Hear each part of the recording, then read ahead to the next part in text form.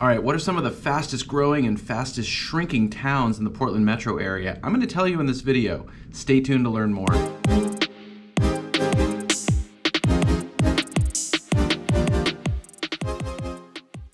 Hey, what's up everybody? This is Paul Clem with the Oregon Relocation Team coming to you from Portland, Oregon. In this video, we're going to talk about new census data showing population growth and decline from 2022 to 2023. Anybody moving into an area is going to want to know, why is this area growing or why is this area shrinking? Usually positive growth is a positive sign. Negative growth can be a negative sign, or at least you want to know why people are leaving this area at a faster rate than people are moving in. When you look at the net numbers too overall, I do think it would be important to see how many people are moving in versus how many people are leaving than just looking at the net number. But at any rate, we're looking at the net number in this video, and it's no secret that people are leaving Portland and the metro area faster than they are moving in. That's been true for the last 3 years. And it looks like it's continuing to be the case, although that rate is slowing, which of course is a good sign. And we help people move to the area, right? So this is something that we follow very closely. This is something that affects our business as real estate professionals. And if you are thinking about moving to Portland, if you want to talk more about neighborhoods, the process, we can talk about your timeline, your budget, just really put together a game plan for you. Give us a call, send us a text, shoot us an email, or click the link down below in the description of the video and schedule a Zoom call with us. We can talk more about it. So this new census data that came out shows population changes since 2020, but also from 2022 to 2023, which is what we're going to cite in this video because that's a little more indicative of how things are trending. All right, so what cities in the Portland metro area have grown the most? Number one is Happy Valley.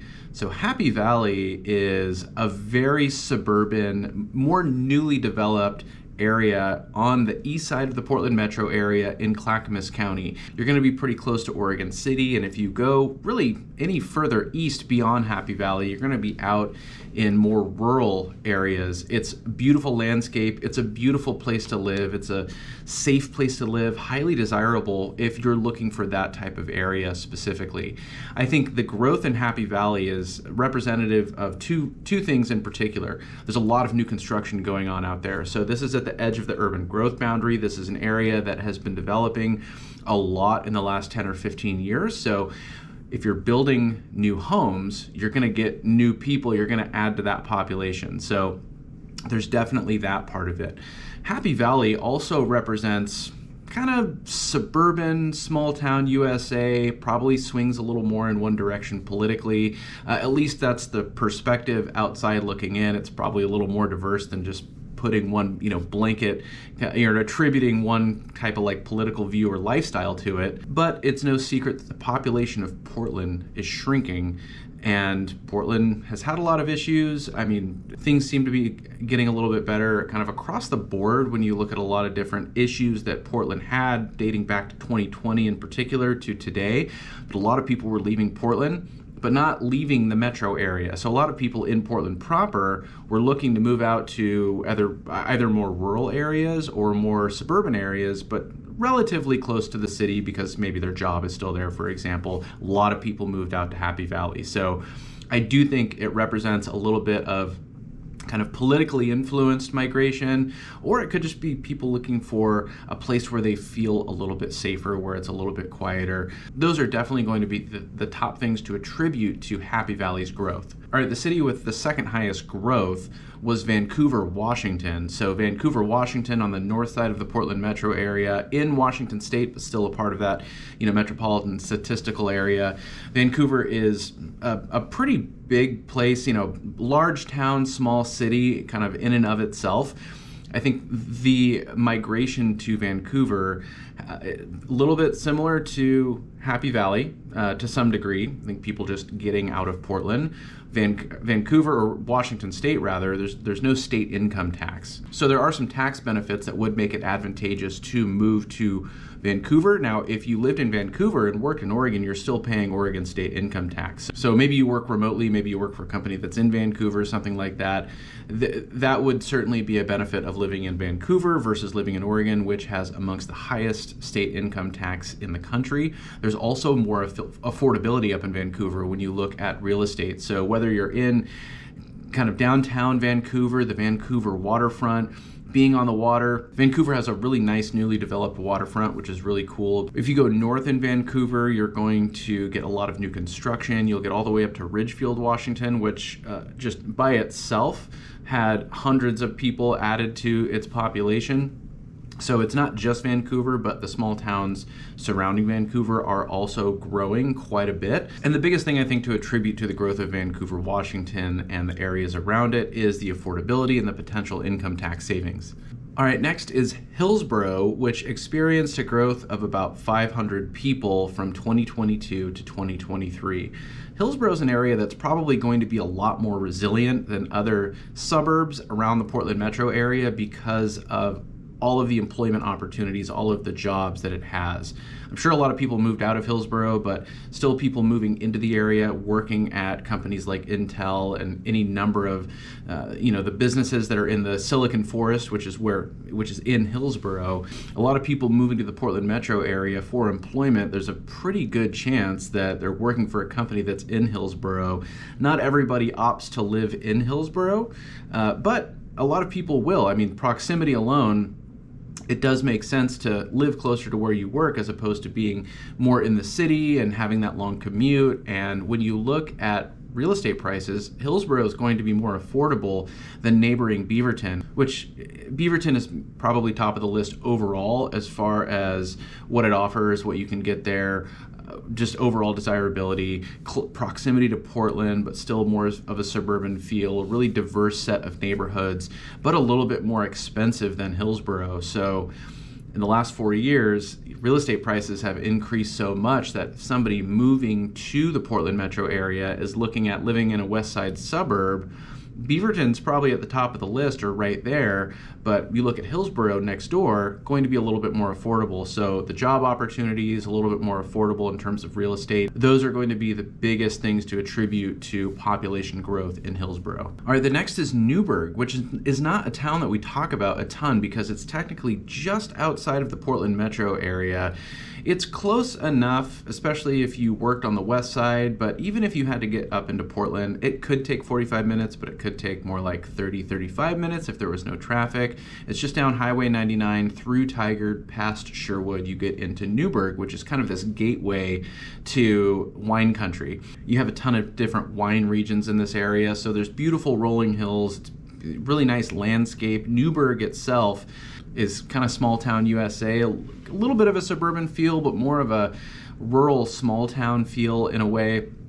But you're just butting up against Sherwood. So you are just outside of the Portland metro area. So I think population growth in Newburgh, again, some of the same things we're talking about when we look at like Happy Valley, for example, and some of the migration that took place with people not necessarily moving out of Oregon, but leaving Portland, not wanting to be closer into the city, getting out to Newburgh, it's going to be quieter, it's going to be more laid back, more peaceful, it's going to be probably a little bit safer, at least when you look at things like crime rate, for example. So this could be another one you could kind of chalk up to some more politically motivated migration, or maybe not totally political necessarily, but again, when you compare living in a dense metro area closer into the city versus being, let's say 30 minutes out of the city in more of a rural setting, small town setting, it's going to be different day to day, and there's going to be lifestyle differences and a lot of things that come along with that. So I think things like work from home too, and real estate prices getting more expensive, and again, maybe people just looking for a change of scenery. You look to a town like Newburgh, and it's a pretty good candidate for making that type of transition. All right, the next is Milwaukee, fifth on this list of Portland metro area cities that experienced growth. Milwaukee grew by about 225 people, 250 people from 2022 to 2023. And the reasons why Milwaukee, a city like Milwaukee would grow is probably pretty opposite from why a place like Happy Valley would grow or Newburgh would grow. We talk about why some of the reasons why somebody would move to more of an outlying suburb or small town, bordering a metro area. Milwaukee is basically Southeast Portland. It's connected to Southeast Portland, right on the river. So it's just south of downtown Portland. Again, it has kind of a feeling like it's a Southeast Portland neighborhood. Not as hip necessarily in terms of what it offers with like restaurants and coffee shops and just overall walkability, but I think the biggest thing with Milwaukee is affordability. So people who want to live close to Portland, looking at areas where they can get up into Southeast Portland, up into Northeast Portland on the east side, or into downtown Portland on the west side, but don't necessarily want to pay the prices that it would take to be in those close-in east side neighborhoods, for example. Milwaukee is going to be a really nice alternative, kind of leaning more of a suburban feel, but it's an older city overall, so it has some of that charm that you can get in Portland proper, but again, it's just going to be more affordable.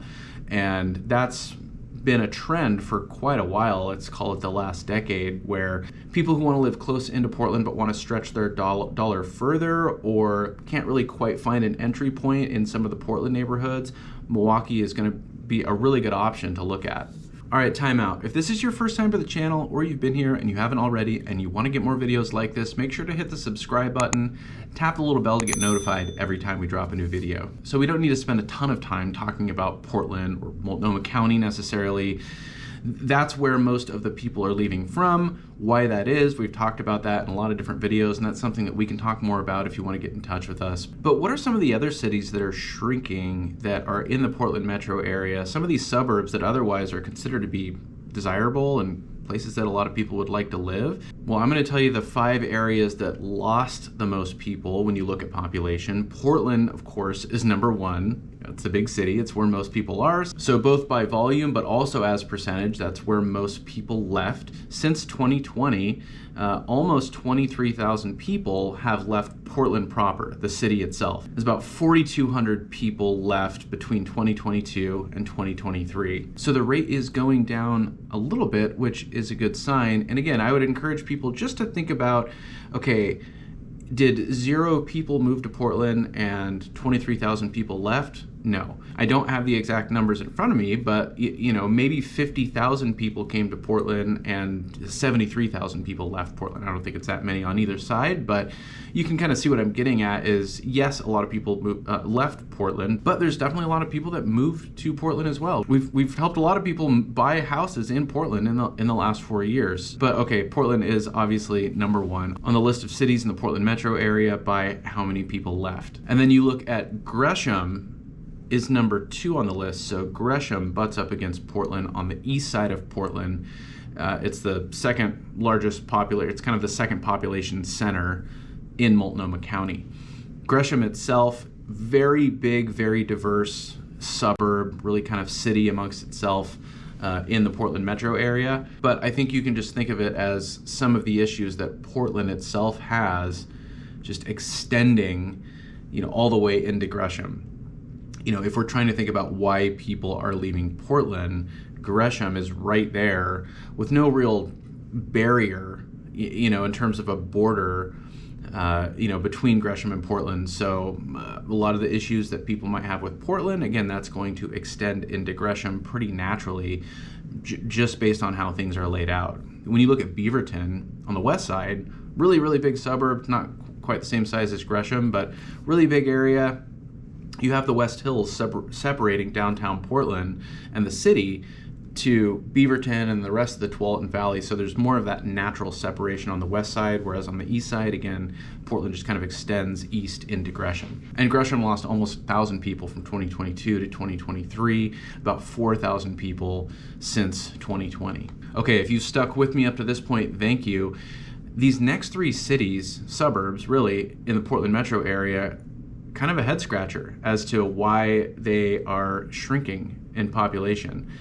I think there's a number of things that we could do to speculate, but there's nothing that really points to, oh yeah, these areas have obvious issues and it's no surprise why people are fleeing, these cities. Now, granted, the population decline in these areas is much less than what you're seeing in Gresham and in Portland. So, year over year, it's going to fluctuate a little bit. You probably have to zoom out 5 years, 10 years to see a real trajectory. But at any rate, the third city on this list for population decline is Tualatin. Tualatin is an idyllic suburb in Portland, right on I-5, very conveniently located. You can get up into Beaverton, you can get over into Lake Oswego. The access in and out of Tualatin is great. Tualatin itself is great. It's kind of like Happy Valley, but maybe 20, 25 years ahead. So very suburban, really kind of developed all at once or over the course of maybe 20 years. There are some older neighborhoods or some mid-century neighborhoods, but a ton of 80s, 90s, 2000s development in Tualatin. Picturesque, safe, great schools. It's a place that a lot of people would want to live, if those things are a priority, if those are the things that you're looking for in that type of suburb. Tualatin is objectively a really great place. So to see the population decline, it doesn't make a ton of sense. And if we just go down this list, number 4 on the list is West Lynn, lost about 300 people from 2022 to 2023. Lake Oswego lost 150 people, and Tigard lost 150 people. So you're looking at these, again, nice suburban areas. Tigard and Lake Oswego a little bit closer to Portland, but Tualatin and West Lynn are further away from Portland. Again, really on par with Happy Valley in a lot of ways in terms of why people would flock to Happy Valley from the city. You can get that in West Lynn. You can get that in Tualatin. Some might argue to a greater degree.